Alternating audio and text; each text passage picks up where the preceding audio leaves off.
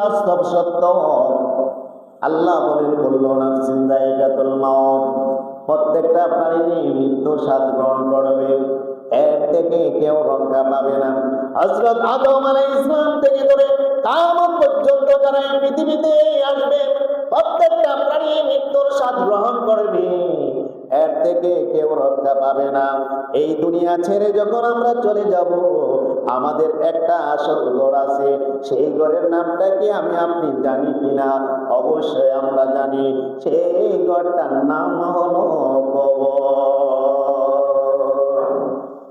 ওই ঘরটা এমন একটা ঘর, যেই ঘরের মধ্যে কোনো বাতি নাই, যেই ঘরের মধ্যে কোনো বিছানা নাই, যে ঘরের মধ্যে কোনো সাথী নাই, ওই ঘরটার মধ্যে আমি আপনি যেতে হবে। ও যুবক ভাইরা, ও আমার পর্দার মা ও বোনেরা, ও আমার জগন্নাথ প্রবাসীরা, আমি আপনাদেরকে জানিয়ে দেই, কোরআন হাদিস থেকে যাই কিছু করেন না কেন, চিন্তা করে করতে হবে।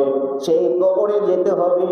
সেই কবরটা এমন একটা ঘর রে বাবা ভাইরা, এমন একটা ঘর, আপনি ইচ্ছে করলে 5 হাত থেকে 6 হাতের ঘর বানাইতে পারবেন না।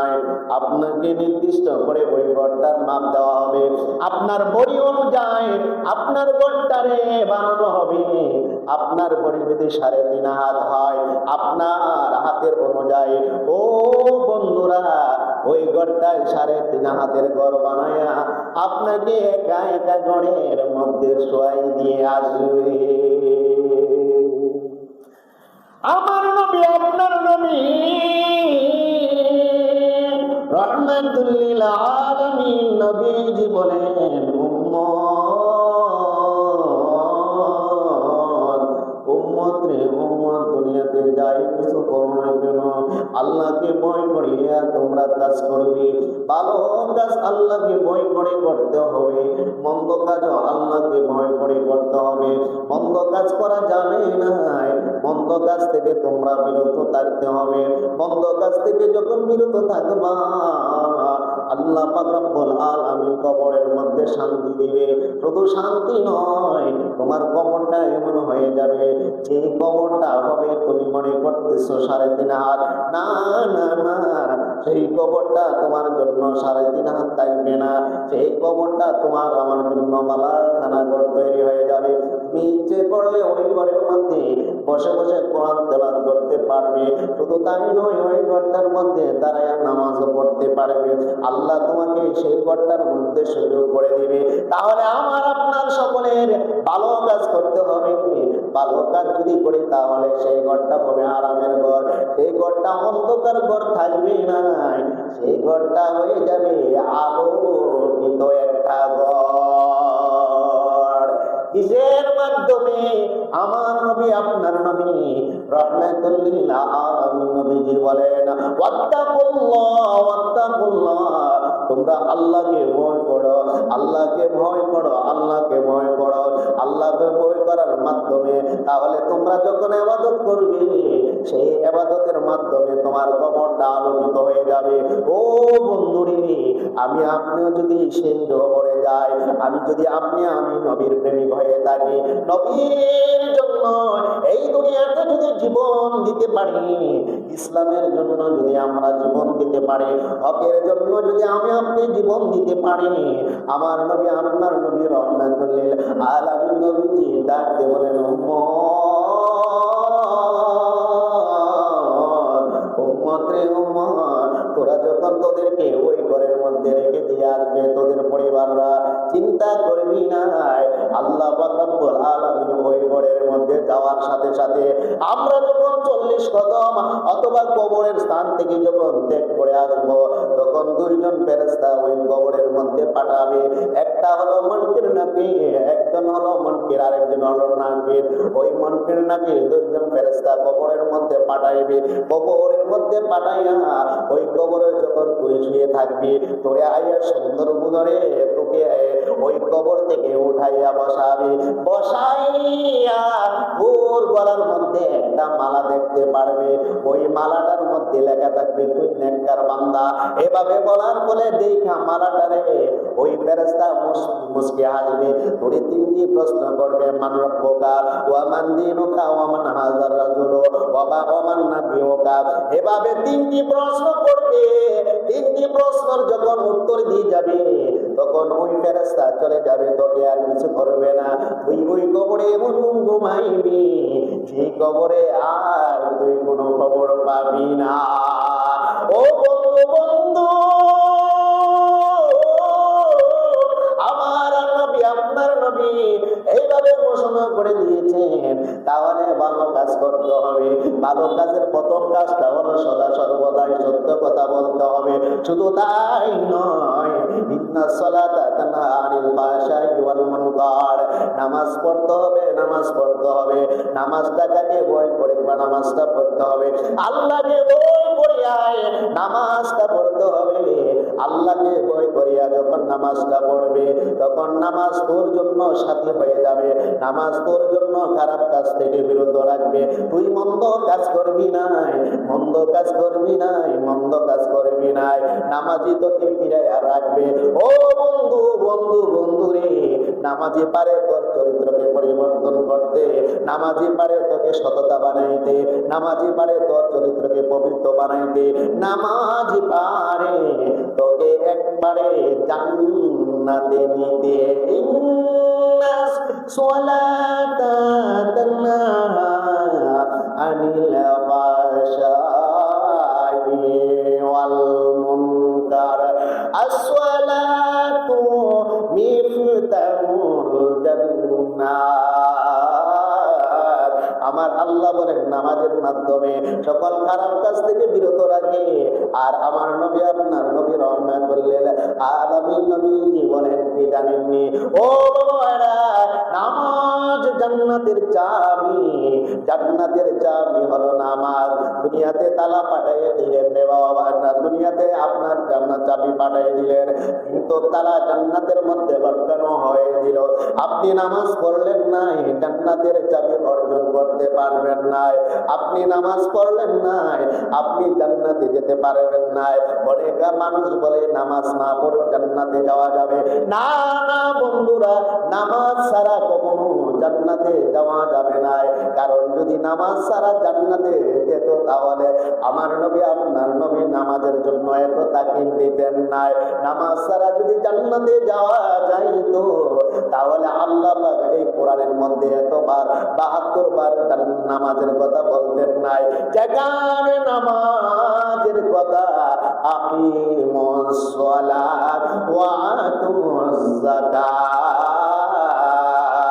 আমার আল্লাহ যে জায়গার মধ্যে নামাজের কথা বলেছেন, আমার আল্লাহ সেই জায়গাতে যাকাতের কথা বলা হয়েছে রে বাবারা। নামাজ পড়তে হবে, যাকাতে যদি আপনার দেওয়ার মতো সম্পদ থাকে ওই যাকাতও প্রদান করতে হবে। ও বন্ধু বন্ধু, এই দুনিয়াতে আসবেন, ভালো কাজ করবেন। আর এই দুনিয়াতে আসার পরে ভালো কাজ করার ফলে আগে নবীকে ভালোবাসতে হবে। আপনি যখন বলেন লা ইলাহা ইল্লাল্লাহু মুহাম্মাদুর রাসূলুল্লাহ কালেমা পড়িয়ায় আপনি যখন মুসলমান হয়ে গেলেন বাবারা, তখন আল্লাহ বলেন যে আকিমুস সালাত, তখন নামাজ কায়েম করার জন্য আমার আল্লাহ বলেন। শুধু তাই নয় ও বন্ধু, আমরা এই পৃথিবীতে এসেছি, আল্লাহ অন্য জায়গার মধ্যে বলেন মিনাহা খলাকনাকুম ওয়া ফিহা নুঈদুকুম ওয়া মিনহা নুখরিজুকুম তারাতান উখরা। দুনিয়ার মানুষকে আমি এই মাটি থেকে সৃষ্টি করেছি, আবার মাটিতে মিশিয়ে ফেলবো। শুধু তাই নয়, আবার যেদিন আমি ওঠাবো, আল্লাহ গো, ও আল্লাহ, আল্লাহ আপনি কোথায় আবার উঠাবেন? আপনি কোথায় উঠাইবেন গো আল্লাহ? আল্লাহ বলেন আমি তোমাদেরকে হাসরের ময়দানে উঠাবো। আমি আল্লাহকে বললাম ও আল্লাহ, হাসরের ময়দানে গিয়ে আপনি আমাদেরকে উঠাই দিবেন। কেন উঠাইবেন সেই জায়গার মধ্যে? কারণ কি? আমার আল্লাহ ডাক দিয়ে বলে তোমাদেরকে যে আমি দুনিয়াতে পাঠাইছি, আমি যে দুনিয়াতে পাঠানোর ফলে তোমরা কি কাজ করেছো? দুনিয়াতে ভালো কাজ করো নাই কি খারাপ কাজ করেছো? আমি বলেছি তোমরা আমাকে ভয় করে ইবাদত করার জন্য, নাকি তোমরা আমাকে ভয় করে ইবাদত করো নাই? আমাকে তোমরা নাকি লোক দেখানোর জন্য ইবাদত করেছো? ও বন্ধু, আসরের ময়দানে ওই সময় আমি আল্লাহ তোমাদের থেকে হিসাব নিব। আমি আল্লাহ ওই সময় হাসরের ময়দানে তোমাদের থেকে আমি কি করব?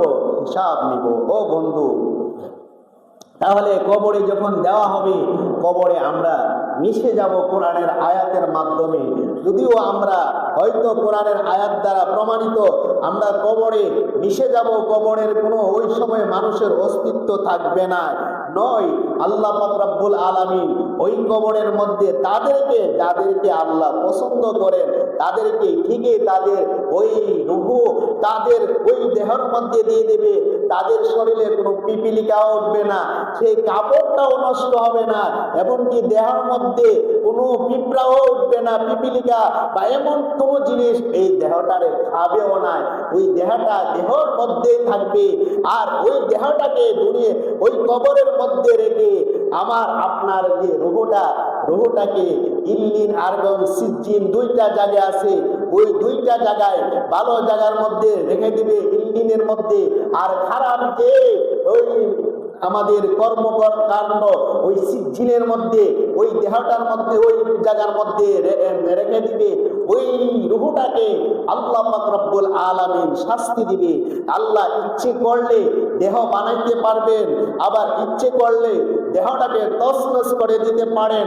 তবে মনে রাখবাই, দুনিয়ার মানুষ আল্লাহ পাক রব্বুল আলামিন এই আয়াত দ্বারা হযরত আদম আলাইহিস সালামকে ইঙ্গিত করে তার সন্তানদেরকে ইঙ্গিত করেছেন, ও আদম নবী, আমি আপনাকে কোথায় থেকে বানাইলাম? মাটি থেকে বানাইলাম। আবার আমি আপনার সন্তান যারা আছে সবাইকে আমি কি করব? মাটিতে মিশিয়ে ফেলবো। শুধু তাই নয়, মাটি থেকে মিশিয়ে আমি সেই ক্ষেত্র থাকবো নয়, আবার যখন ইসরাফিল আলাইহিস সালাম সিংহা ফু দিবে, সিংহা ফু দেওয়ার সাথে সাথে আমি আল্লাহ সেই বান্দাদেরকে কবরের মাটি থেকে উঠাইয়া আমি হাসরের ময়দানে দাঁড়া করাবো। চিৎকার করে বলুন সুবহানাল্লাহ। কোথায় উঠাবে? হাসরের ময়দান। শোয়াইবি কোথায়? কবরে। এই দুনিয়া ছেড়ে চলে যাব একদিন, মায়ারি বাঁধন ভেঙে যাবে একদিন। এই দুনিয়া ছেড়ে চলে যাব একদিন, মায়ারি বাঁধন ভেঙে যাবে একদিন। আসবো না আমি আর, আসবো না আমি আর এ ভুবনে কোনদিন। এ দুনিয়া ছেড়ে চলে যাব, এই দুনিয়া ছেড়ে চলে যাব একদিন, মায়ারি বাঁধন ভেঙে যাবে একদিন। এই দুনিয়া ছেড়ে চলে যাব একদিন, মায়ারি বাঁধন ভেঙে যাবে একদিন। আসবো না আমি আর, আসবো না আমি আর এ ভুবনে কোনদিন। দুনিয়া ছেড়ে চলে যাব একদিন, মায়ারি বাঁধন ভেঙে যাবে একদিন। এই যে দড়ি, এই যে বাড়ি গাড়ি, দুনিয়ার ছবি পরে রবে একদিন, থাকবে নাই কিছু। এই যে বাড়ি গাড়ি, দুনিয়ার ছবি পরে রবে একদিন, থাকবে নাই কিছু। এ দুনিয়া মায়া সব, এ দুনিয়া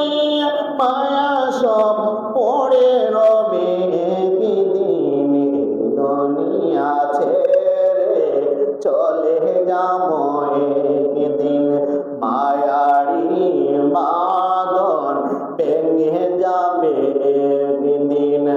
আসব না আমি আর, আসব না আমি আর এ ভুবনে কোনদিন। দুনিয়া ছেড়ে চলে যাব, থাকব পড়ে একলা ঘরে, হইবে না কেউ খবর। থাকব পড়ে একলা ঘরে, হইবে না কেউ খবর।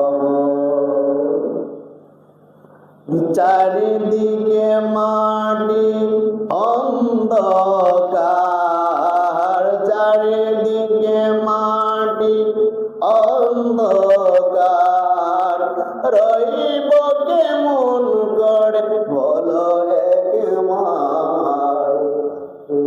পরে একলা ঘরে, হইবে না কেউ খবর।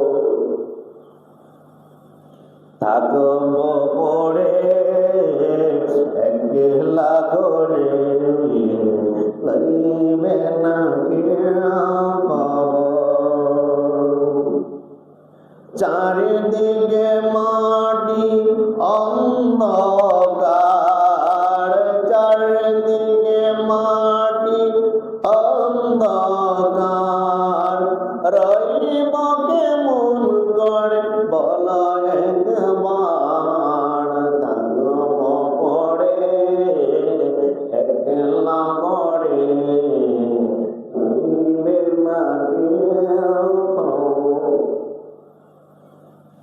থাকব পড়ে একলা ঘরে, লইবে না কেউ খবর। ও দুনিয়ার মানুষ, ও আল্লাহর প্যারা বান্দাগুলো, এই দুনিয়াটা থাকার জায়গা নয় রে বাবা। কেউ কারোর জন্য আপন নয়। ছেলে দেখেন, মেয়ে দেখেন, আপনার স্ত্রী দেখেন, অথবা আপনার স্বামী দেখেন, আপনার মা দেখেন, আপনার বাবা দেখেন, কেউ আপনার আপন নয় দুনিয়াতে। হয়তো আমরা মনে করি সাময়িকভাবে আপন মা ছাড়া ছেলে চিনে নাই, ছেলে ছাড়া মাকে চিনে নাই, মার জন্য সাময়িক আপন মনে করি। ও দুনিয়ার মানুষ, একটা জিনিস মনে রাখবারে, এই দুনিয়া ছেড়ে চলে যেতে হবে। তুমি যার সঙ্গী, তুমি কাউকে পাবে না। তুমি তোমার মাকেও পাবে না, তুমি তোমার বাবাকেও পাবে না। ও মানুষ, একবারে মারা যাও, মারা যাও। তোমার মাও তোমাকে রাখতে চেষ্টা করবে না, তোমার বাবাও তোমাকে রাখতে চেষ্টা করবে না। তোমার ঘরে তোমার সাথে তিনি থেকেছেন 30 থেকে 35 বছর তোমার জীবন সঙ্গী, জীবনের সাথে ধারাবাহিকভাবে একসঙ্গে থেকেছে। ওই মহিলাটা তোমার সঙ্গী হবে না, তোমাকে বলবে না আমার স্বামীকে আমরা তোমরা রেখে দাও। সবাই বলবে বিদায় দাও,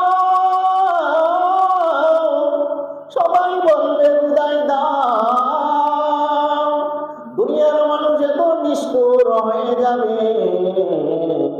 দুনিয়ার মানুষ এত নিষ্ঠুর হয়ে যাবে, দুনিয়ার আশেপাশে আত্মীয় স্বজন এত নিষ্ঠুর হয়ে যাবে, কেউ বলবে না তারে রেখে দাও, তারে রেখে দাও। সবাই বলবে তারে বিদায় দাও, তারে বিদায় দাও। গ্রামের মানুষ একাত্রিত হইয়া মিটিং করে, তাকে কখন জানাজার নামাজ সময়টা দেওয়া যায় হয়তো জোরের পরে, অথবা আসরের পরে, অথবা মাগরিবের আগ মুহূর্তে, অথবা মাগরিবের পরে, এশারের পরে, এইরকম একটা সময় নির্ধারণ করবে।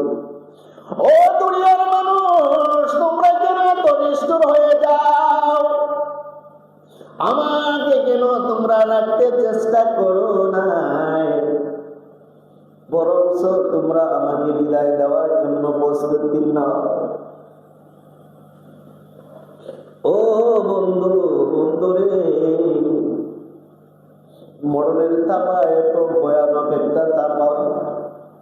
7 সমুদ্র পানি যদি মুখের মধ্যে দেওয়া হয়, সেই তৃষ্ণা মিটবে না রে বাবা। এত ভয়ানক, এত ভয়ানক, এত ভয়ানক। তারপরে আমরা দুনিয়ার লোভ ছাড়তে পারি না, আমরা দুনিয়ার লোভ ছাড়তে পারি না, আমরা দুনিয়ার মায়া ছাড়তে পারি না। আমরা টাকার পিছনে লেলাই, আমরা নারীর পিছনে লেলাই, আমরা বাড়ি ঘর কেনার জন্য লেলাই। কোথায় টাকা পাওয়া যাবে, কোথায় গেলে বড় হতে পারবে, কার হক নষ্ট করিয়াই আমি কোটিপতি হব, কাকে মেরে আমি তার সম্পত্তিটা ভোগ করতে পারব। এরকম ভাবে আমরা পৃথিবীর মধ্যে বেঁচে আছি, এই লোক নিয়ে আমরা পৃথিবীর মধ্যে বেঁচে আছি। না না না, ও বন্ধুরা, এগুলা থেকে ছেড়ে দাও, লোভ লালসা থেকে ছেড়ে দাও, হিংসা বিদ্বেষ থেকে ছেড়ে দাও।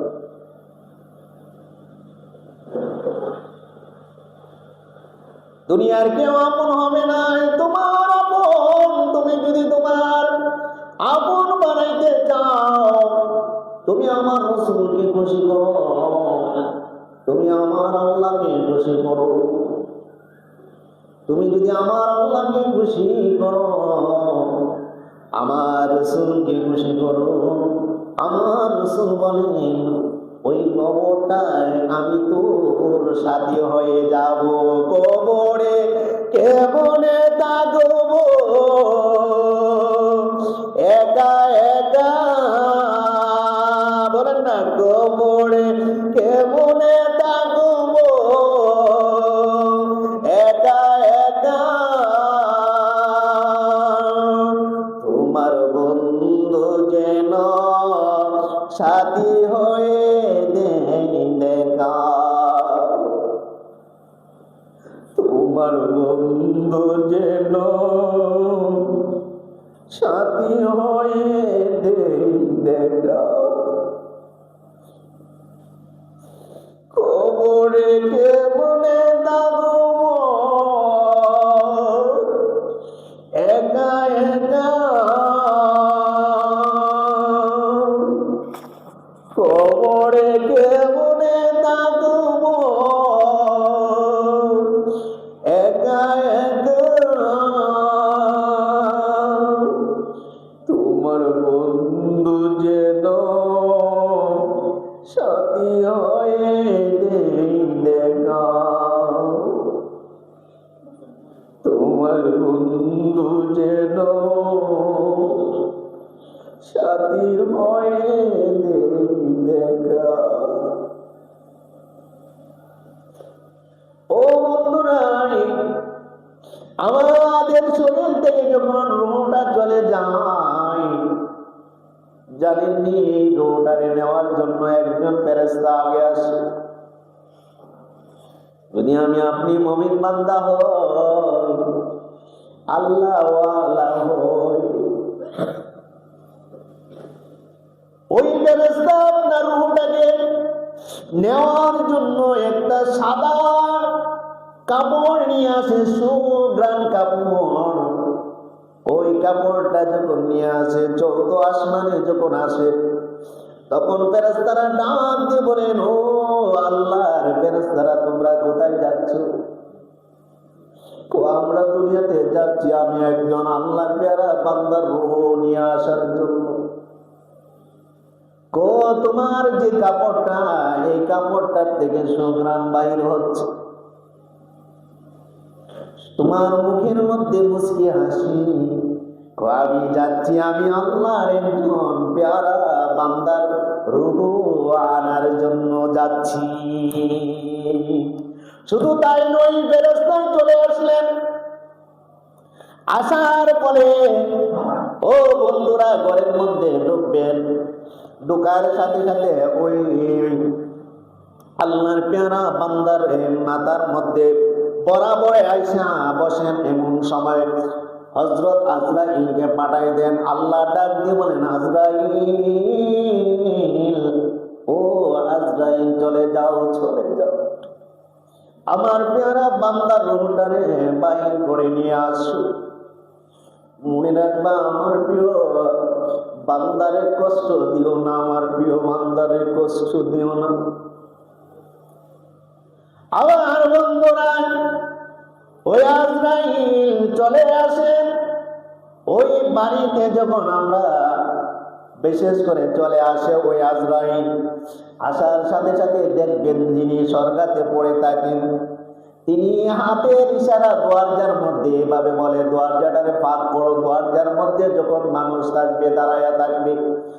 আবার যুবক ভাইরা, যিনি স্বর্গাতে পড়ে থাকেন, তিনার আশেপাশে মানুষ দাঁড়ায় থাকে। আজরাইল যখন চলে আসে, ওই যে স্বর্গাতে ব্যক্তিটা, আল্লাহওয়ালা ব্যক্তিটা ইশারা দেখো, দরজাটারে পরিষ্কার করো, এইভাবে হাত নাড়াইয়া বলতে থাকে। অর্থাৎ আজরাইল আইসা দাঁড়াই থাকে, দরজাটা খুলে দাও, আমার রূহটা নেওয়ার জন্য আজরাইল চলে এসেছেন। আল্লাহওয়ালা যারা, ওই আজরাইল আসার সাথে সাথে ওই বান্দারে সালাম দিয়ে আসসালামু আলাইকুম এভাবে সালাম দিয়ে ওই আল্লাহওয়ালার প্যারা বান্দার ওই মাথা বরাবর আয়েশা বসে।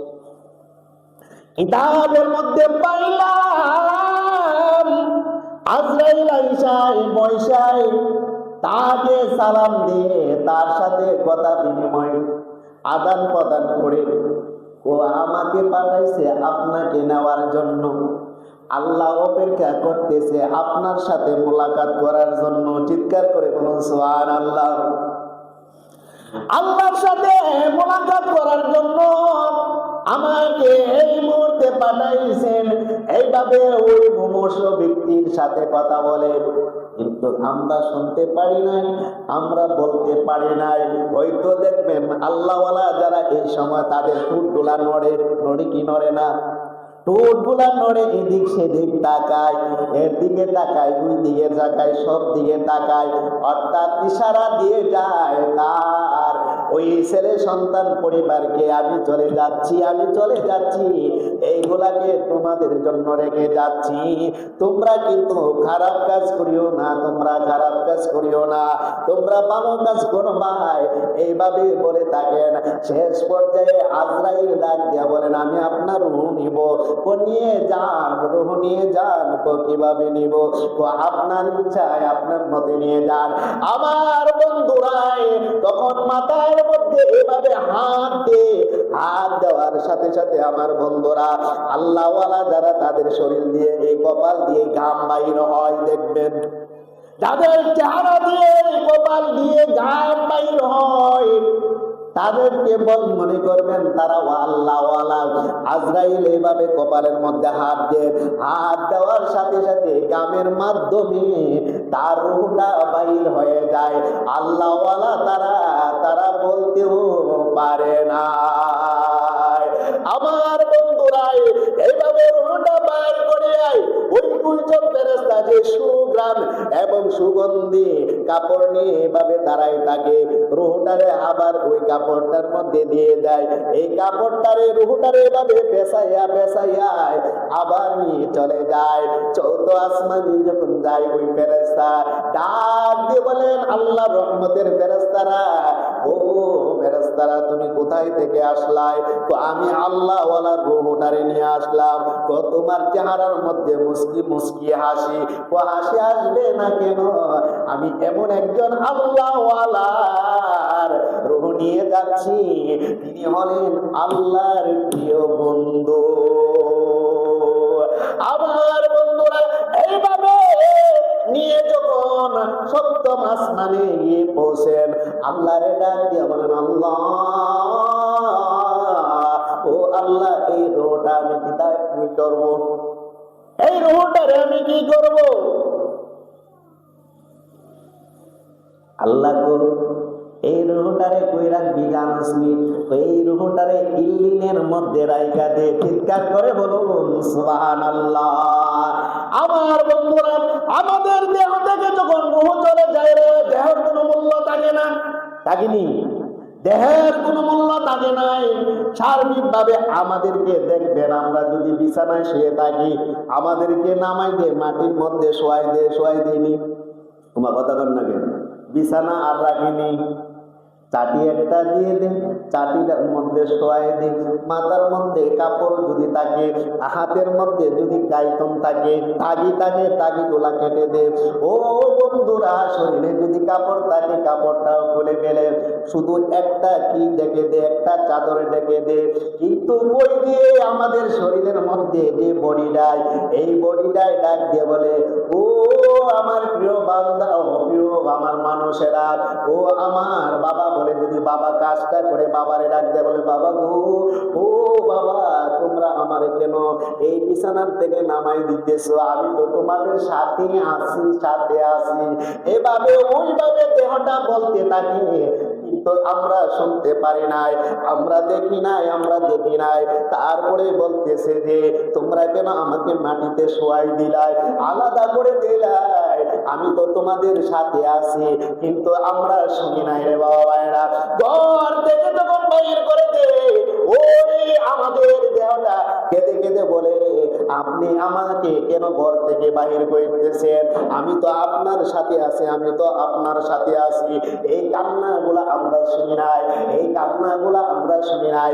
আবার যখন খাটের মধ্যে শোয়ায়, গোসলের পানিগুলা যখন দিয়ে দেয়, এই সময় কান্না জর্জরিত হয়ে যায়। ওই দেহটা বলে, আমার উপরে কেন এইভাবে অত্যাচার করতেছো? আমাকে কেন পানি দিতেছো? আমি তো তোমাদের সাথে আছি। এইভাবে কান্নাকাটি করে বাবা ভাইরা, আসলে আমরা বুঝতে পারি নাই। এই জন্য মনে রাখবেন, আমরা যখন লাশ হয়ে যায়, গোসল করানোর সময় শরীরের মধ্যে এভাবে জোরে জোরে মারানো যাবে না, হালকা ভাবে মারাইতে হবে। কারণ এই দেহটা কষ্ট পায়, হয়তো আমরা বুঝতে পারি নাই। দেহ কাঁদে, আমাকে বাহির কইরো না, আমাকে একা রাখো না, তোমরা কেন আমাকে একা রেখে দিচ্ছ? এইভাবে কান্নাকাটি করে বাবারা শেষ পর্যায়ে আমার বন্ধুরা গোসল করার ফলে দেখবেন অল বডিটা একবারে কি হয়ে যায়, নরম হয়ে যায়। হাত পা গুলা ছেড়ে দেন, রোগগুলা ছেড়ে দিয়ে একবারে নরম হয়ে যায়। আপনি যেভাবে তারে উপর করেন, সেভাবে উপর হবে। যদি দোয়ানোর সময় বসাইবেন, ওই লাশটারে এইভাবে বসাইবেন, ভিতরে যদি ময়লা থাকে, ময়লাগুলা বাইর হয়ে যাবে। নখগুলা কেটে দিবেন, আমাদের যত গুপ্ত স্থানে পশম আছে, পশম গুলা পরিষ্কার করে দিবেন। সুন্দরভাবে গোসল করাই দিবেন। গোসল করার সময় জানেননি বাবা, আমাদেরকে যখন নিয়ে আসে, ওই কাপড়টার উপরে যখন শোয়াই দিই, ওই লাশটা কেঁদে কেঁদে বলে, আমারে ওই কাপড়ের মধ্যে ঢুকাইও না, আমারে ঢুকাইও না, আমি একা থাকতে পারবো না, তোমরা আমারে কাপড়ের ভিতরে ঢুকাইও না রে, ও বন্ধু, দুনিয়ার এত লোক লালসা কইরা তোমার আমার লাভ কি? কোনো তো লাভ হবে না। কবরটা বন্ধুটারে যদি সাথী বানাইতে পারো আমার নবীরে আমলদার, আল্লাহকে যদি বন্ধু বানাইতে পারো, কবরটা এমন একটা কবর হবে, কবরে দেওয়ার সাথে সাথে আমার নবী চলে আসবে। কবরে দেওয়ার সাথে সাথে আমার নবী চলে আসবে। হয়তো আমি আপনি বুঝতে পারি না এই জিনিসগুলো। আল্লাহওয়ালা যারা তারা অবশ্যই বোঝেন,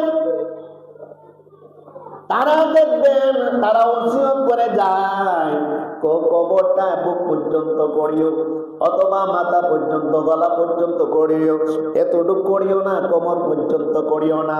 কারণ কি এখন বলতে পারেন? কারণ কি বুক পর্যন্ত কেন বলা হয়েছে? বুক পর্যন্ত করার অর্থ হলো আল্লাহওয়ালারা সেই কবরে দাঁড়ায়া দাঁড়ায়া আল্লাহর ইবাদত করবে নামাজের মাধ্যমে। সুবহানাল্লাহ বলেন, সুবহানাল্লাহ। হাকিকতের ভাষা বোঝা যায় নাই, শরীয়তের ভাষা হয়তো আমি আপনি বুঝি, এটাই স্বাভাবিক। হাকিকতের ভাষাগুলা আমরা বুঝি নাই। হাকিকতের ভাষাগুলা যদি বুঝতে হয়, ওলি আউলিয়ার সহবত নিতে হবে। ওলি আউলিয়ার সহবত নিলে আপনি হাকিকতের কথাগুলা বুঝবেন। হয়তো শরীয়ত, আমাদের শরীরের মধ্যে কাপড় আছে, এগুলা শরীয়ত। হাকিকত, তরিকত, মারিফত এগুলা বুঝতে হলে ওলি আউলিয়ার সহবত নিতে হবে। একজন কামিল পীরের মুরিদ হইতে হবে। আপনাকে সেই কামিল পীর আপনার সেই চোখগুলা খুলে দিবে। আমার বন্ধুরা, ওই লাশটা কেঁদে কেঁদে বলে আমাকে ওই কাপড়ে ঢুকায়ও নাই, আমি এটা দেখতে পারবো নাই। তারপরে যখন কাপড়ে ঢুকাইয়া ফেলে, তারপরে আমাদের প্রত্যেকটা মসজিদের মধ্যে একটা পালং আছে, আছে কি আছে না?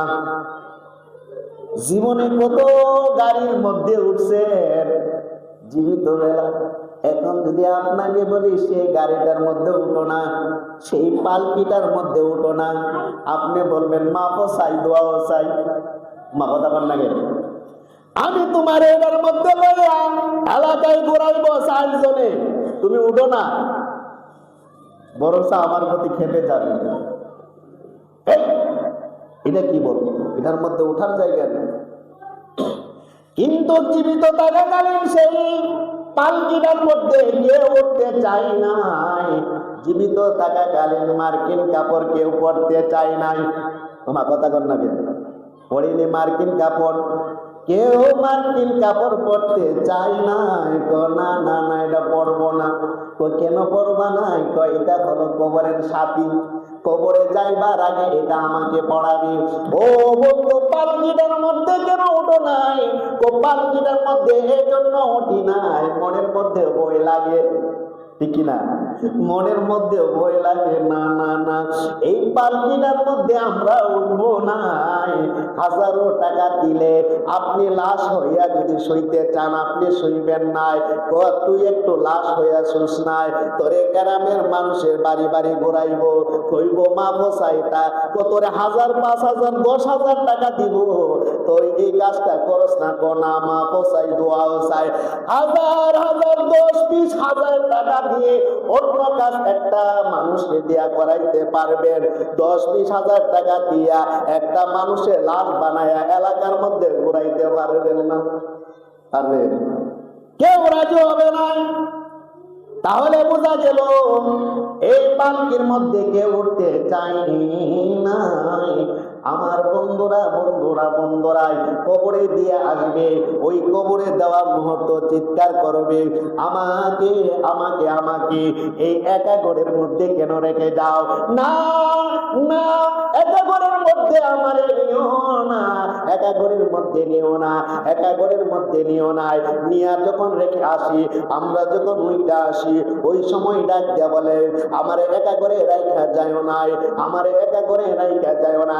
চিৎকার আরম্ভ করতে থাকি। এই চিৎকার গুলা আমি আপনি কেউ শুনি নাই। ও বন্ধুরা বন্ধুরা বন্ধুরা, আমরা চলে আসি, চলে আসার ফলে একটা জিনিস মনে রাখবেন বাবা ভাইয়েরাই, দুনিয়াতে চলাফেরা করেন ঠিক আছে, মাটির উপরে অযথা আঘাত করবেন না, মাটিকে আঘাত দিয়েন না, মাটিও কবরের মধ্যে আপনাকে ছাড়বে না। মাটি আপনাকে যখন দিয়ে আসবে, এই পূর্বের মাটি এবং পশ্চিম মাটি এমন ভাবে একটা চাপা দিবে, আপনার ডান পাশের হাড্ডি গুলা বাম পাশের দিয়ে বাইর হবে, বাম পাশের হাড্ডি দিয়ে হাড্ডি গুলা সামনের দিক দিয়ে বাইরে হবে, এমন ভাবে চাপা দিবে। একদিন আমার নবী, আপনার নবী রহমাতুল্লিল আলামিন একজন সাহাবাকে এইভাবে মাটি দিয়ে দাপট দিয়ে কবরের পাশে দাঁড়াইলেন। দাঁড়াইয়া হঠাৎ করে আমার নবীজি চোখ দিয়ে অশ্রু ঝরতেছে, হঠাৎ করে চেহারাটা মলিন হয়ে গেল। তারপরে আবার কিছুক্ষণ পরে চেহারাটা উজ্জ্বল হয়ে গেল, মুস্কি মুস্কি হাসতেছে। কাপড় দাপড় শেষ করার পরে মুনাজাতের পরে বাইর হওয়ার পরে একদম ফেরেশতা ডাক দিয়ে বললেন, ইয়া রাসূলুল্লাহ, নবী গো, ও মায়ার নবীজি, আমরা আপনার দিকে তাকাইলাম, আমার বন্ধুকে যখন কাপড়ের কাজ শেষ করে দিলেন, মুনাজাতের মুহূর্তে আপনার চোখ দিয়ে দেখলাম পানি আসলো, আবার কিছুক্ষণ পরে দেখলাম আপনার চেহারা উজ্জ্বল চেহারা হয়ে গেল। ঘটনা কি? এই জিনিসটা তো আমরা বুঝলাম না। আমার নবী, আপনার নবী ডাক দিয়ে বললেন, সাহাবারা রে, ও সাহাবারা, তোরা কি জানতে চাস আমি কেন ওই সময় আমার চোখ দিয়ে পানি আসলো, আবার কেন চেহারাটা উজ্জ্বল হয়ে গেল? ও ইয়া রাসূলুল্লাহ, নবী গো,